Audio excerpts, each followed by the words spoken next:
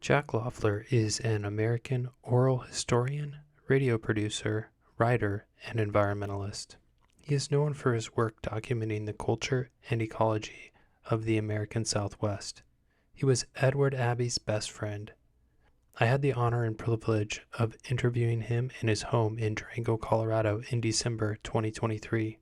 He was 87 years old at the time of this interview. This interview is comprised of 7 questions broken up into 11 parts into a single YouTube playlist.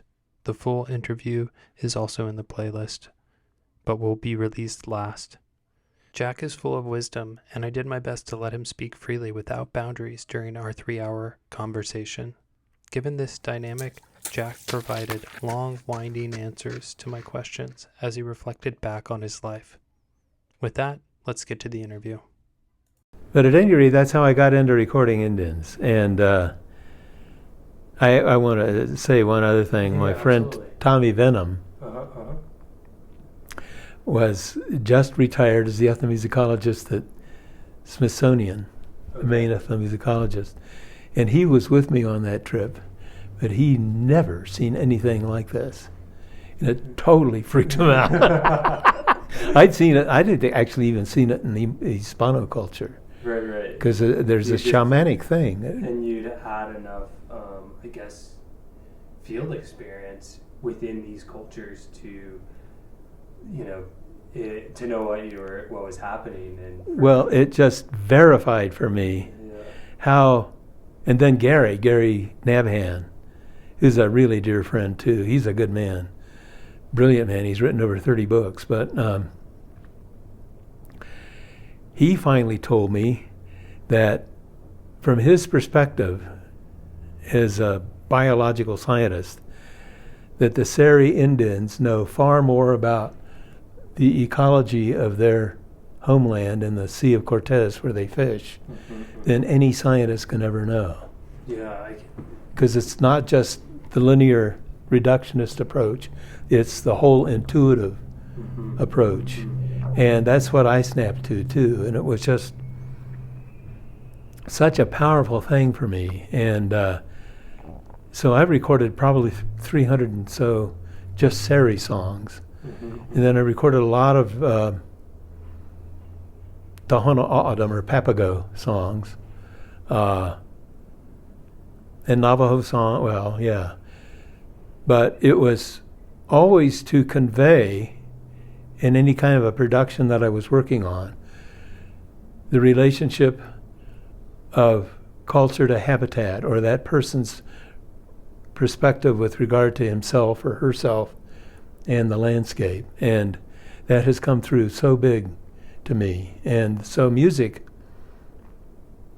I also had a good friend, he's gone now, named Michael Harner, who started up the Foundation for Shamanic Studies, which is still going on in Mill Valley.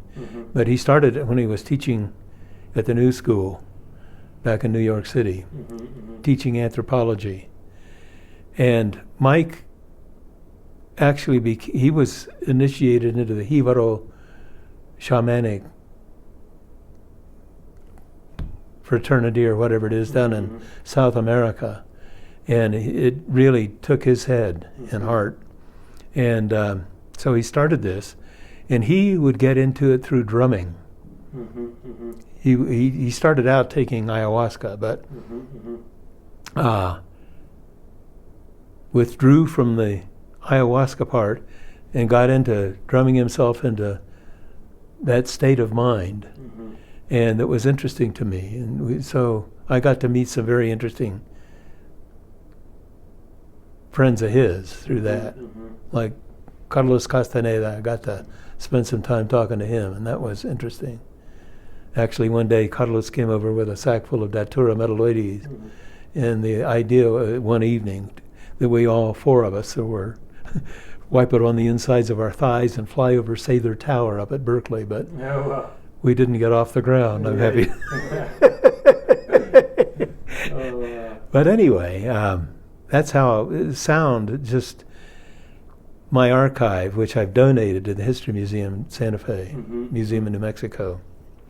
And what format did you donate the archive? Did you just kind of Well- give them boxes of stuff? Like, Well, they've got, somewhere there's a photograph of hundreds of tape, close to 1,000 reels of tape, 7-inch reels. And, but in 2001, I got a Ford Foundation grant to do 4 different components to a given project. Train Native American people in how to record themselves and preserve their traditions was one component. Produce a radio series, continue with my own field work, and also digitize my entire archive. so you did digitize it. And I hired my daughter, who at that time Awesome. was going to UNM. Uh-huh. She graduated in 2005, I think. Okay. And so I tell people it takes a Ford grant to get your kid through college. Yeah. That's funny. But thank goodness you you got them digitized. I got it. Because you can back up the backups when they're digital very easily.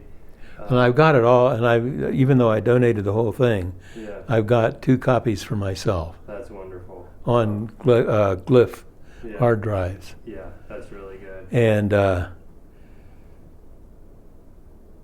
this last year has been quite a year, with the passing of my wife and everything. But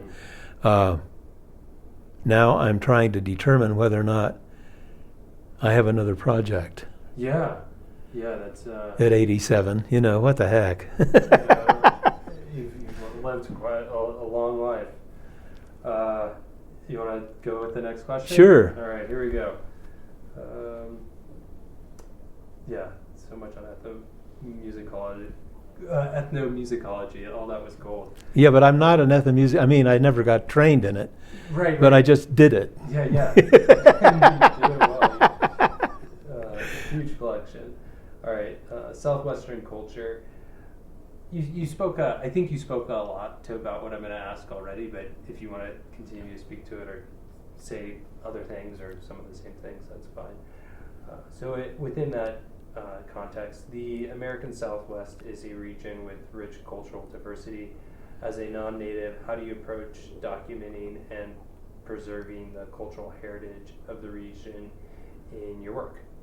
Well, that's because it's like a funnel in a way. You start at this little tiny point, and then the whole thing came out like a funnel for me.